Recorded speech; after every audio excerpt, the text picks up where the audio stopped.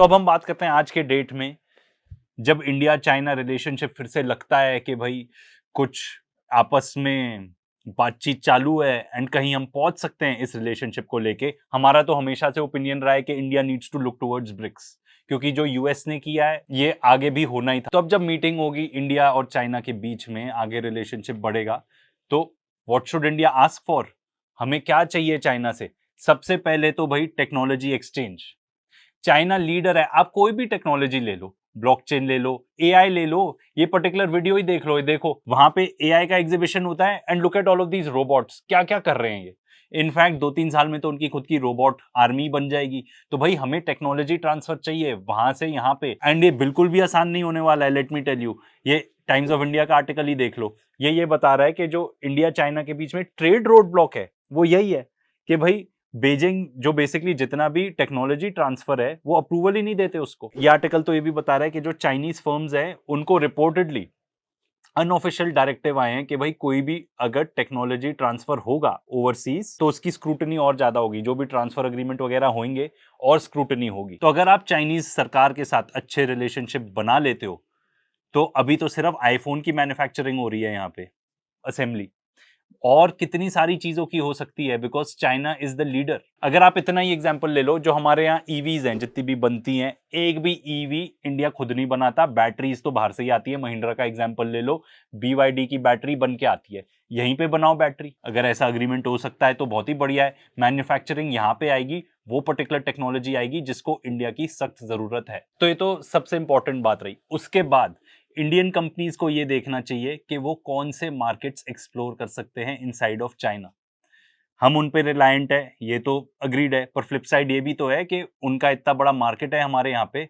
तो अगर हमें टेक्नोलॉजी मिल जाती है and at the same time हम कुछ ऐसी चीज आइडेंटिफाई कर सकते हैं जो हमारी कंपनीज वहां पे एक्सपोर्ट कर सकती हैं, तो बहुत ही बढ़िया। चाइना ग्रोइंग मार्केट है, हमने आपको ऑलरेडी एक बार बताया था वीडियो में कि कैसे रशिया और चाइना के बीच में कितना ज्यादा ट्रेड होता है। तो रशिया कितना सारा सामान apart from oil and gas, apart from energy, वो एक्सपोर्ट करता है to China. China second biggest population है, one of the fastest growing economies है। सुपर कंडक्टर चिप्स जो भी वहां बनती है, क्या हम टेक्नोलॉजी यहाँ पे ला सकते हैं? Again a big if, but अगर ला सकते हैं तो बियॉन्ड इमेजिनेशन जा सकता है इंडिया, बिकॉज चाइना ने भी तो यही किया था। यूएस से टेक्नोलॉजी ट्रांसफर लिया पूरा चाइना में, फिर खुद ही सीख गए कि कैसे करना है एंड खुद उससे और बेटर भी हो गए। एक और चीज जो हमको करने की बहुत जरूरत है, हमने पहले भी मेंशन की है, वो ये है कि हम ब्रिक्स के स्ट्रॉन्गर मेंबर बने। अभी हमारी जो फॉरेन पॉलिसी है थोड़ी डामाडोल रहती है, क्योंकि हमको यूनाइटेड स्टेट्स को भी सेटिस्फाई करना है, पर यूनाइटेड स्टेट्स ने तो सॉर्ट ऑफ हमला ही बोल दिया हमारे ऊपर। तो अब हम क्या करें?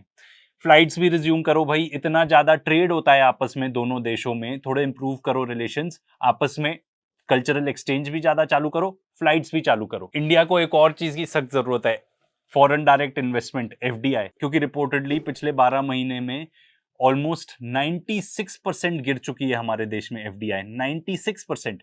बिकॉज कितनी सारी कंपनीज तो पलायन ही कर रही हैं, बहुत सारे अमीर लोगों की तरह, गरीब लोगों की तरह भी, सब चाहते हैं कि देश से निकल जाए। ये सही नहीं है। इनफैक्ट बहुत सारी कंपनीज, इंडियन कंपनीज भी अपना पैसा बाहर इन्वेस्ट कर रही हैं।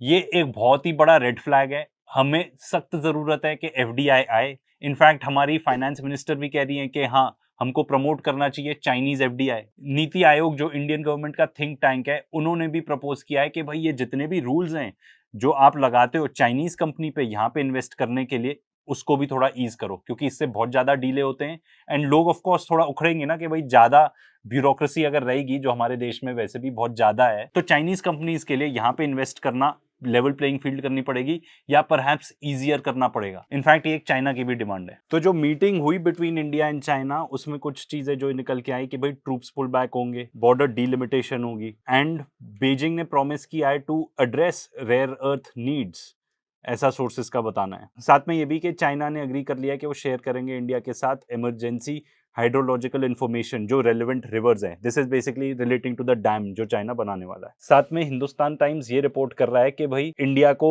वापस मिलने लगेंगे much needed supply of fertilisers, rare earth minerals and tunnel boring machines. इसका मतलब क्या हुआ कि हम उन पे काफी डिपेंडेंट है इन चीजों पे। साथ ही साथ जो हमारे फॉरेन मिनिस्टर है जयशंकर, उन्होंने ये रीटरेट किया है कि भाई ताइवान पॉलिसी चेंज नहीं होगी। तो ताइवान पॉलिसी इंडिया की क्या है? Taiwan policy is one China policy, मतलब इंडिया अलग से ताइवान को as a separate country officially recognize ही नहीं करता। I am a firm believer कि चाइना या किसी के साथ भी लड़ने से तो फायदा है ही नहीं। आप ये देखो, आप क्या बिजनेस कर सकते हो आपस में, अपने पूरे पॉइंट्स रखो, अपना नेगोशिएशन थोड़ा स्ट्रॉन्ग रखो कि भाई आपके पास भी कुछ कार्ड्स रहें टू प्ले। पर डिस्प्यूट्स रिजॉल्व करना बहुत ही ज्यादा जरूरी है। एंड मोस्ट इंपॉर्टेंटली हमारे देश को, हमारे जो लीडर्स हैं उनको फॉरेन पॉलिसी को और ज्यादा सीरियसली लेना पड़ेगा। सिर्फ रील्स बनाने से काम नहीं चलेगा, सिर्फ डोमेस्टिक ऑडियंस को केटर करने से काम नहीं चलेगा।